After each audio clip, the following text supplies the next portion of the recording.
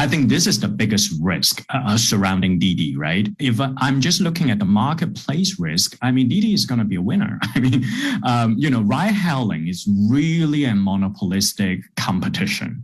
Every geographical region at max can only accommodate 2 or 3. And what we're seeing is Didi is the biggest number one by far, controlling beyond 90% market share across China in their top 30 cities. So the biggest risk comes down to political risk, is exactly when and how the Beijing government or even the local government may not tolerate the kind of behavior that Didi represent. And so I think the biggest, shadow is whether the Chinese authority would accept this type of natural monopoly in ride-hailing economy.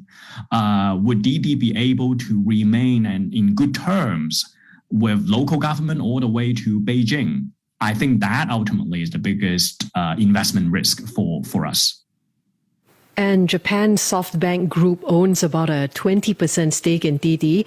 How much does it stand to gain from this IPO, considering its other stakes in other companies? Right. I mean, in a funny way, for SoftBank is a big win, both financially as well as on reputation. I mean, ever since WeWork fiasco happened, I mean, the halo around SoftBank has really dimmed down, and investors, particular high net worth individual, all the way to foreign institutional investor of SoftBank, beginning to question the wisdom of their vision. What Didi have demonstrated is, as a venture capitalist, you need to take risk. Some deal may not pan out, some deal would pan out. So beyond just the financial gain as an early investor alongside with Uber as well as Tencent, I think the biggest boost for SoftBank is on the reputational side. Didi's main business lies very much in ride-hailing. Would other regional players such as Grab and Gojek be watching this and taking notes for their own listings further down the road?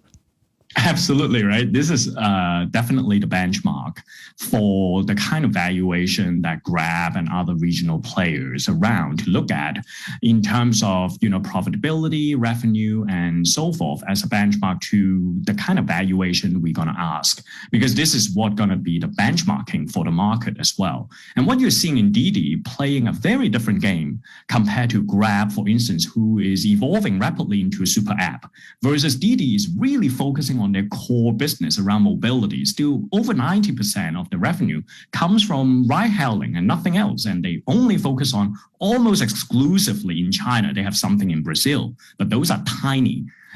And yet they are the first one who are closer to the path of profitability. So I think it also is a question for investor going forward.